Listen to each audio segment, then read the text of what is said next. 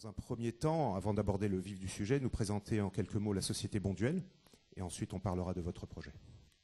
Alors, la Société Bonduelle, c'est un groupe de 9600 personnes environ aujourd'hui, répartis à peu près pour un tiers en France en termes de salariés, le reste sur l'Europe, y compris la Russie, et Amérique du Nord, et plus le Brésil et l'Argentine. C'est entre 50 et 60 sites, dont un peu plus de 40 usines. Dont on va dire les 75% sont en Europe. Par rapport à ça, donc sur les 9600 personnes, 3500, donc un gros tiers, sont utilisateurs informatiques.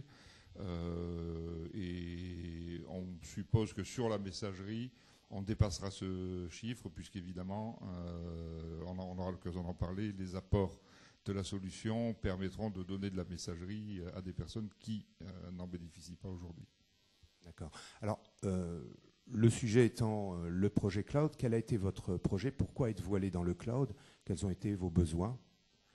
Alors, le cloud, pourquoi ne pas le dire, c'est aussi l'exploration d'une nouveauté à laquelle tout le monde s'intéresse. Il fallait voir un petit peu ce qui pouvait être fait dans ce sens-là, j'ai envie de dire, à moindre effort.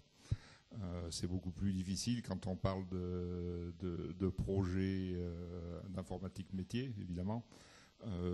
Bon, ça correspondait également à un calendrier pour nous d'évolution vers plus de social, vers plus d'ouverture à l'intérieur du groupe, puisque, vous avez compris, on est sur une grosse vingtaine de pays. On partage de l'information beaucoup, on partage beaucoup de flux métiers entre les différents pays.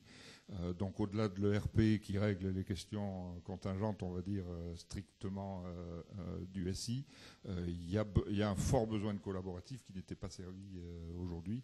Et comme en même temps on avait une solution Lotus Notes qui commençait à être vieillissante par son architecture, on avait de toute façon une réflexion nécessaire sur ce sujet.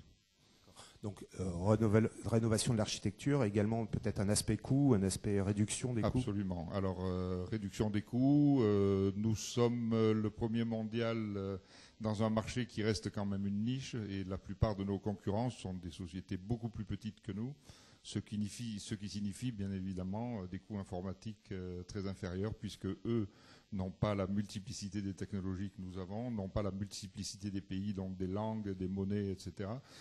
Donc on a affaire à des concurrents qui ont des coûts informatiques très fortement en dessous des nôtres. Donc on se devait bien entendu de proposer des solutions, nous en tant qu'informaticiens, qui permettent de réduire ces coûts. Ça a été fait sur d'autres éléments de notre système d'information. La messagerie n'avait aucune raison de ne pas entrer également dans ce contexte. D'accord. Donc les coûts et également la rénovation d'architecture, quels ont été les autres critères qui ont fait que vous avez choisi IBM? D'accord. Alors déjà, pourquoi le cloud? C'est également parce qu'aujourd'hui, il n'y a plus de valeur. La messagerie est devenue quelque chose de tellement banal qu'il n'y a plus aucune valeur à justifier des projets pour faire évoluer une messagerie on-premise. Or, notre architecture était ancienne. On avait besoin de mener un projet qui allait être sans doute assez lourd. C'est très difficile à justifier, à faire acheter par des dirigeants un projet coûteux pour mettre à jour quelque chose qui fait partie du robinet de flotte qu'on ouvre. Voilà, la messagerie, ça doit être quelque chose d'absolument naturel, comme le téléphone par ailleurs. Donc le cloud était la solution pour avoir un projet, oui, une bonne fois, mais ensuite, une fois qu'on a confié ça à un partenaire externe, c'est lui qui fait évoluer pour un prix qui est lissé, et voilà, qui devient de la consommation courante. D'accord. Alors, le projet s'est bien déroulé, il est terminé. Quelles sont les prochaines étapes? Alors les prochaines étapes, évidemment, l'appétit venant rapidement en mangeant, on avait quelques arrière-pensées naturellement, mais on a laissé aussi nos utilisateurs évoluer d'eux-mêmes. Et par exemple, l'apport de SameTime a donné une première idée à pas mal de gens de ce que peut apporter un raisonnement un peu plus social, un peu plus direct dans la relation. Et aujourd'hui, ce sont eux qui nous demandent d'aller plus loin.